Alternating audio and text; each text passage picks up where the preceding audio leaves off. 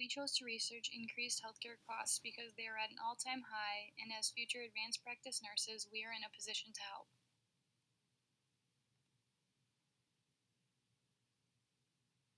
Why are increased healthcare costs a problem? Healthcare in the U.S. costs $2.9 trillion annually. From 1960 to 2000, the United States healthcare grew at a rate of greater than 10% per year. The United States relies on the independent healthcare providers and also third-party payment system. The patient is less part of the system. This section focuses on the history of healthcare costs. The problem of increased healthcare costs are multiple morbidity has been related to increased healthcare costs. A study was done to estimate the effects of annual healthcare costs. Total costs are different among gender, age groups, and occupation and income class. Socioeconomic status also influences healthcare costs. In today's healthcare environment, third-party payers are billed directly without the patient seeing the charges. Third-party payers could minimize improper payments by involving patients in billing. The ability to diagnose and treat a growing number of illnesses led to a greater need for medical services that were more expensive. Insurance companies should consider the three-way match process to have patients verify billed products or services that have been received. Having the patient included on reviewing the bill can reduce billing errors and help consumers be aware of healthcare costs.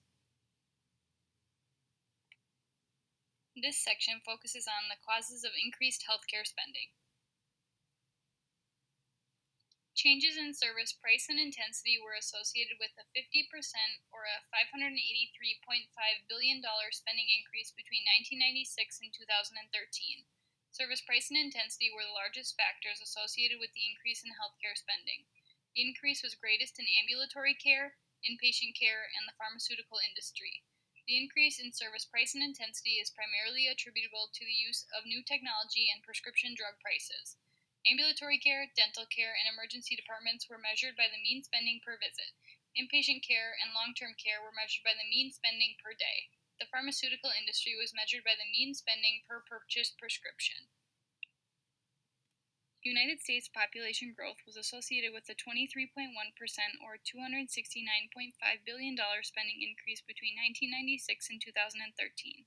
The size of the United States population was the second largest factor associated with the increase in healthcare spending. Population growth was associated with increased spending for all health conditions, including chronic diseases such as cancer, diabetes, hypertension, stroke, heart disease, respiratory diseases, and obesity. Population growth was also associated with increased spending for all types of care, including ambulatory care, inpatient care, emergency care, long-term care, and dental care. The aging population in the United States was associated with an 11.6% or $135.7 billion spending increase between 1996 and 2013. The aging population was the third largest factor associated with the increase in healthcare spending. The growing population of older adults have more chronic diseases and comorbidities. Every day, 10,000 baby boomers will turn age 65 until the year 2029. Triggering a historically unprecedented population shift from private to public health care coverage and placing a dramatically increased demand upon the Medicare system. Chronic diseases such as cancer, diabetes, hypertension, stroke, heart disease, respiratory diseases, and obesity are among the most prevalent and costly health conditions in the United States. Nearly half of all Americans suffer from at least one chronic disease. In terms of public insurance, treatment of chronic diseases comprises 96 cents per dollar of Medicare and 83 cents per dollar of Medicaid. Treatment of the 7 most common chronic diseases will cost the United States economy more than $1 trillion annually.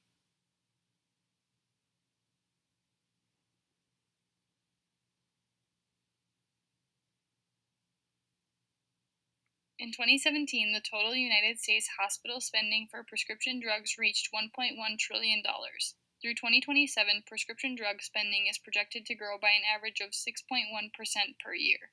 Hospitals experienced price increases in excess of 80% across certain drug classes, including anesthetics, opioids, and chemotherapy. In addition, hospitals' share of prescription drug prices has gradually decreased over time.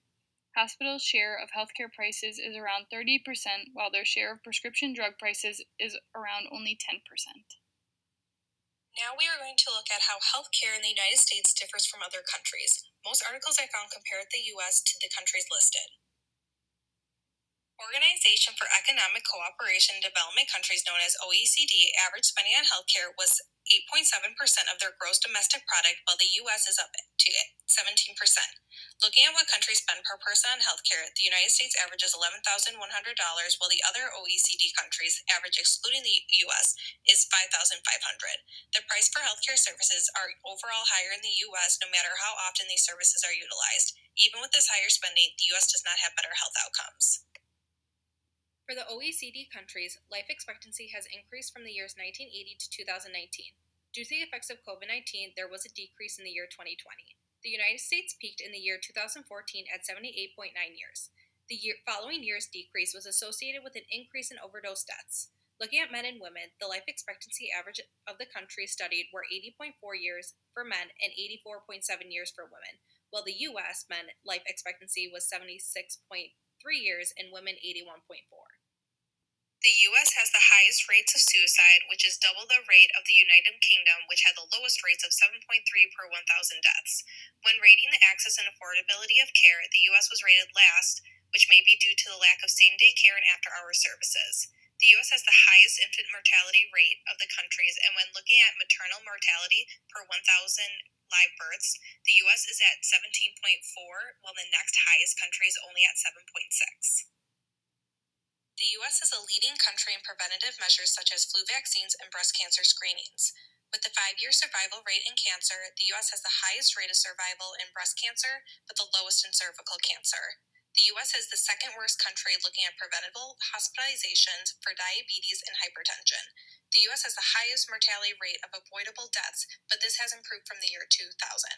Looking at how the United States relates to other countries in rates of spending, utilization, and health outcomes, there must be ways we can improve our healthcare system to see results closer to these other countries. This section focuses on healthcare cost reduction. The Institute for Healthcare Improvement launched the Triple Aim Initiative to improve patient experience, improve health outcomes of the population, and reduce costs of care. This system-level initiative is how our country is combating increased healthcare costs today. A system-level change to cut costs focuses on changing from volume-based to value-based care. This can happen by offering the right tools and support to providers by educating, training, and incenting them to make cost-effective decisions for their patients. Physicians and APRNs should also be taught to engage with patients to change their expectations and behaviors related to healthcare.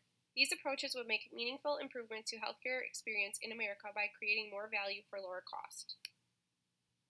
The Elijah E. Cummings Lower Drug Costs Now Act proposes a maximum price on spending of the prescription drugs in the United States. This government plan would establish prices for select drugs that have little competition and account for substantial spending. They require a drug's price to be set at a reasonable cost. This bill is projected to reduce cost savings of 15% by 2029. The plan of action moving forward focuses on preventative care. Primary prevention allows for personalized, consistent, and sustainable care. It also focuses on medical interventions as well as promotes lifestyle changes that aid to reducing global societal costs and a healthier population. Regular checkups with healthcare providers allow for adequate management of chronic conditions. There may be more day-to-day costs, but results in a reduction in disease incidence. Their focus on primary prevention would be to encourage the use of the APRN in primary healthcare clinics as primary healthcare providers. This would reduce costs due to the provider's lower salary, which is stemmed from a lower cost of education, and also has a similar outcome in patient satisfaction to medical doctors. Reduced costs at the provider level include interprofessional education and collaboration. IPC has been proven to improve care quality, decrease length of hospital stay, reduce medical errors, and overall lower the cost of care when providers and other disciplines work together effectively.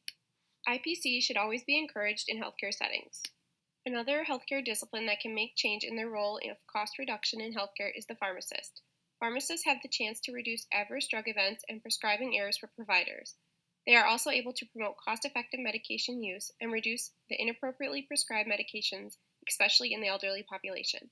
A study done found that when compared with usual medical care, pharmacist-run services made a savings over $500,000 by preventing hospital admissions and emergency department visits. Now we are going to look at the barriers to reducing increased healthcare costs. When looking at hospital administration, hospitals have always been a little secretive about the cost of their services, never publicly disclosing the prices of anything. Therefore, if a patient wants to shop around for the best deal, they're unable to do this. And this can also increase price inflation on the hospital end by hospitals telling patients that they might be getting really good discounts when in reality, they're paying much more than a public program like Medicare would be willing to pay. This is because hospitals really have no incentive to decrease their costs and more incentive to price inflate. They operate on a fee-for-service model, so the more money that they charge, the more money that they make. Recently, the federal government has required hospitals to disclose the prices that they negotiate with insurance companies. This has resulted in a lot of pushback from the hospitals, and the hospitals simply ignoring this. Much like healthcare settings, insurance companies really don't have any incentive to reduce their healthcare costs. Health insurance companies get paid a percentage of the total cost. So in reality, inflating their prices is better on their end. Due to this, many insured patients end up paying higher prices than those that are uninsured. A section of the Affordable Care Act attempted to reduce the profit insurance companies make on their own, capping it at 20%.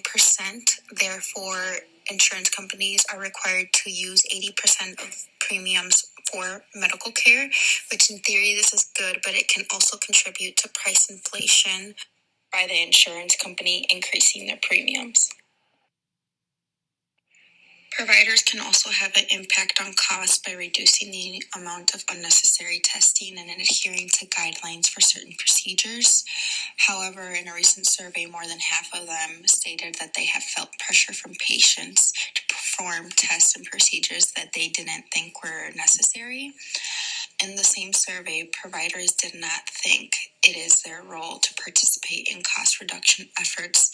A lot of the times they are oblivious to the costs of tests and procedures within their systems, and they thought it was unfair for them to have to be both cost conscious and concerned with the welfare of their patients. There is pressure on healthcare providers from patients to perform unnecessary tests and procedures. Healthcare providers have a fear of litigation, missing a diagnosis, and patient demand for services. Healthcare providers believe it is unfair to be both cost-conscious and concerned for the welfare of their patients. Due to the shortage of healthcare providers and the increased demand for healthcare services, it is not a priority for healthcare providers to decrease healthcare costs. The Elijah E. Cummings Lower Drug Costs Now Act passed the House of Representatives, however, the Senate did not bring the bill up to a vote.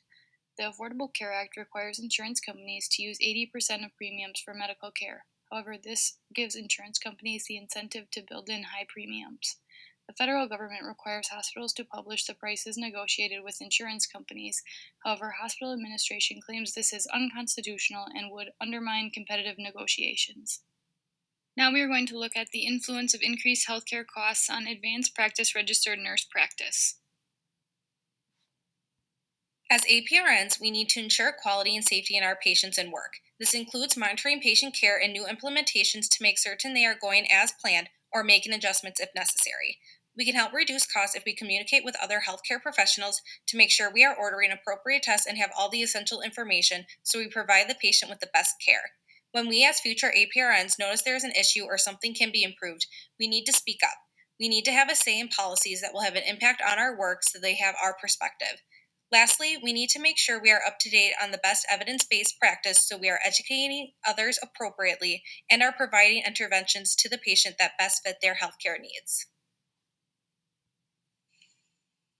Healthcare cost containment is important yet difficult to achieve without decreasing care quality. With the aging population and advanced treatment technologies, that affects healthcare costs in all areas. With the continual changing healthcare today, advanced practice RNs need to assist in healthcare reform to support cost effectiveness for all. Nursing education programs face difficulty to prepare enough advanced RNs to fulfill the vision to design and improve United States healthcare. It is difficult to find advanced practice RNs that are willing to serve in faculty roles. Advanced practice RNs are needed in educational settings. Educational institutions are unable to offer competitive compensation due to tight budgets, which results in smaller salaries throughout the education system. Some of the challenges facing advanced practice registered nurses is a limited number of clinical sites and preceptors. This also includes supply side problems related to the nursing shortage itself, as well as competitive factors, and also the high cost of graduate nursing education compared to the potential earnings of nurse educators. It also includes the high cost related advanced practice nurse education. It is resource extensive, and it also requires sophisticated laboratory settings, computer equipment, and high faculty-student ratios. In conclusion, funding must be made available to support the vision that advanced practice nurses will assume a large portion of responsibility for successful healthcare reform in the United States. And here are our references.